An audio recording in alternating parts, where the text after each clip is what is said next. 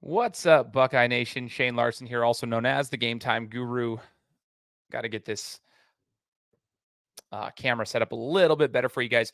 We're going to be breaking down the statistics, analytics for this upcoming game against Maryland, and I'll be doing that for you here on today's episode. But before we do that, please hit us with that subscribe as we want to push this channel and continue to grow it and get to 6,000 subscribers. So give me just a second here as I'm going to pull myself over. Here we go.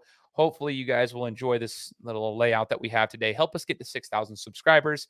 Hit that subscribe button here on the channel and share it with the rest of Buckeye Nation. We would love to have you guys here. We love seeing where you're from, and we love the support from all of you guys. And that's what we're here to do. You know, Buckeye fans providing Buckeye content and chatting with the rest of Buckeye Nation. So we appreciate the support thus far. Hit that subscribe button. Help us out. Like I said, we're going to be talking about the stats here for Maryland going into Ohio Stadium this Saturday. You know, Maryland's coming in at 5-0. Ohio State's 4-0, coming off of a bye week after that emotional victory for that game against Notre Dame. Now, there is a little bit to say about the 5-0. Everyone's saying, oh, well, Maryland's undefeated. Maryland's undefeated. And yes, I do believe they have more momentum than they ever could have imagined having coming into this game with Ohio State. But there is the discussion of, I've heard it all over Twitter, I've heard it in the media outlets, of their level of competition. Yes, Maryland has not played quite the level of competition as Ohio State, I would say. However, they do have a common opponent in Indiana. Now, Maryland's coming off of a 44-17 shellacking of Indiana. And if you guys recall, obviously, beginning of the season, every team's different at the beginning of the season. There's some kinks you got to work out, but 44-17, they put up some points. They have the ability to put up points. And that was our common opponent. So take it for what it's worth. 5-0 versus 4-0, level of competition, yada, yada, yada. But their common opponent in Indiana, 44-17, Maryland just beat them. So, again, I'm not going to go too deep into that stuff. Corey's going to be coming with a Fan Friday tomorrow, so you guys can see some of the more in-depth analysis of the game. We're just simply going to be talking about the statistics, starting off with the point spread and the over-under. I've seen this change a couple of times already. It started out as 20 points. I've seen 19.5. I've seen 20.5. Like, it keeps shifting here and there. 57 is the over-under for the total. I've seen that go at 57.5, 56.5. So I've seen a half point on both sides. It's destined to change a little bit before kickoff, depending on where, Vegas is shifting with the bettors and everything like that. But my score prediction is that we're going to be under, and I'm going to say 35-15. Now, I would not be surprised if we ended up at 42-15 or 42-17. The interesting thing about that is I was thinking about this game, and, I have to base it off of last year and then kind of seeing where we're at right now, coming off of an emotional victory, having, a bye week to try to get healthy. But sometimes the bye week, while it's great to get everybody fully healthy, sometimes for some programs, a bye week can cause you to be a little bit, rusty coming into the first quarter of a game. And so I could see us, kind of stalemating it for the first quarter before we really turn it on. But here's the thing. I used to be an avid sports bettor. And I know there's some people here that are listening that still do it a lot. And one of the things I hated about sports betting is that Vegas, there were a lot of times where Vegas was spot on. So let's just say the score does go to 42-17 or 42-15, and we happen to see, another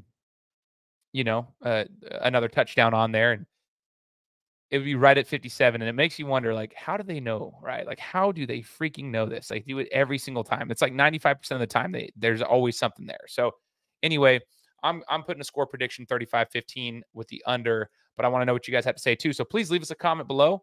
Let us know what you guys think as far as the over-under prediction. Now, I'm going to break down the offensive statistics first as we go into this, starting with the yards per play. Keep in mind that Maryland's statistics are on the left. Ohio State is on the right. So yards per play, they're pretty much almost averaging 7 yards per play. Ohio State at 6.7, Maryland at 7.1. But where I really think this matchup is intriguing is that the balance of play calling is like identical. We're looking at 46.48 compared to 46.91 on the rushing plays, and then 53.52 compared to 53.09 for the passing plays. So basically 46% or 47% rush, 53% pass for both teams. So they're very, very balanced.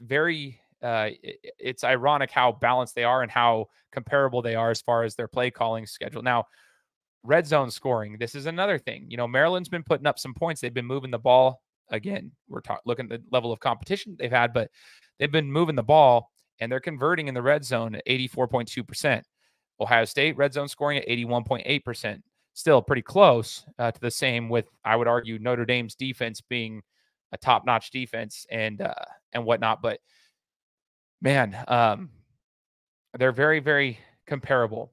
Third down conversions, as you guys can see, this is going to be vital. It's 49% for Maryland, 43.09 for Ohio State. That third down conversions, in my opinion, is going to be massive for our defense to really shut down things, because when you if you look back at last year's game against Maryland, and again, Corey will go over this a little bit more, but if you look at last year's game, it was not as much of a blowout as the score made it seem. Maryland was fighting pretty hard in that game and causing some problems. It wasn't until Ohio State gained some momentum and started the snowball effect of craziness that Maryland had to kind of shift from their game plan, and it played to our benefit on defense, right? So the game was a lot tougher than what the score implied. And so anyway, I think that third down conversions, we're going to need to drop that. They can't be converting it close to 50% of the third downs. We need to drop that closer to 40, 35%, 40% on their third downs if we want to just run away with this game, like I think we're capable of doing. Now, defensively, if you look at the statistics here, Ohio State's given up four yards a play, and Maryland's at 4.7 yards per play. So I do think, again, that's going to play a major role in the third downs. Like, we've got to stop them. Ohio State is putting it to them on third down so far, 31% third down conversion percentage for their opponents, whereas Maryland's is at 35.85%. I think Maryland, we've got to keep them down to that below 35%. Like I was saying, 35 to 40. I think if you go below 35%, you completely disrupt Maryland's whole entire flow, and you'll see that we'll be able to. We have the better athletes, we have the better team. We'll start to roll with them. So here's where I'm a tad concerned. As you guys saw before, if I go back to the last slide, red zone scoring 84.2% for Maryland. Well, Ohio State's given up 80% to their opponents in the red zone. So our red zone defense is struggling a little bit in that sense. And I would like to see us just keep them out of the red zone. That's as simple as it goes. You know, it sounds easier than it really is, but just keep them out of the red zone, because Maryland, when they get there, they're kind of dangerous. And, you know, with the Buckeyes, I'm sure we have a week of, 2 weeks of film preparation. We're going to know schematically what we can do behind there. So just keep that in mind as we look at that. What I really want to see is how our secondary does. And this is going to really depend on our pass rush without blitzing. That's the one thing that you have to look at an elite team, a championship caliber team. Can we get a pass rush without blitzing? Can we get some pressure there without blitzing?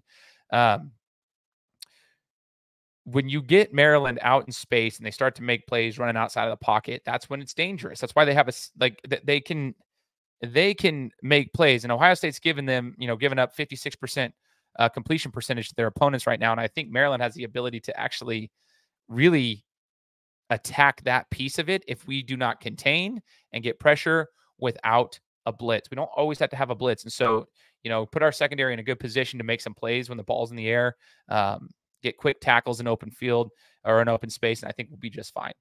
So key factors for the Buckeyes based on the statistics we just have seen. Again, stat watchers, there's so much that goes into it. There's a level of competition, all this stuff. So stats do not tell everything, right? There is a reason that they're pretty much identical in the numbers that you're seeing across the board, and Ohio State's a 20-point favorite. So there is a massive reason for that. We're all aware of that, right? But one of the key factors for the Buckeyes, I just alluded to it. I think the pass rush for Ohio State is going to be massive. And I think our third down conversions, we got to keep drives alive on the offensive side of the ball. We have got to keep the drives alive. We have to see our team be able to just dominate. If Marvin is healthy, we've got to get him the ball. It's just like we were doing with Notre Dame. This begins our massive stretch for the end of the season. We got our bye week after our fourth game, and now is the dogfight that we have to continue on. We made it through the gauntlet at the beginning of the season 4-0. Now we have another gauntlet. Actually, I consider it 2 gauntlets to go just to finish off the regular season. So now we're healthy. We got our break. It's time to go, but it's time to execute. There's no more, we got to fill this out now. We've got to figure it out. It's been a month into the season.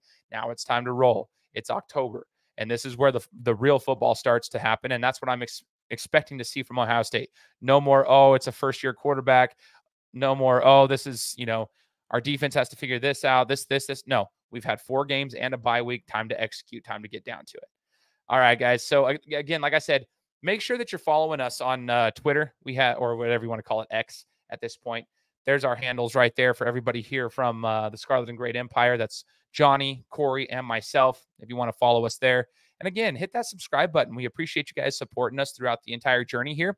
I told you Corey will be coming to you guys with more content with our Fan Friday episode coming in tomorrow. But again, as always, get ready for this Saturday. We're excited for you guys. We appreciate you guys, and God bless, and go Bucks.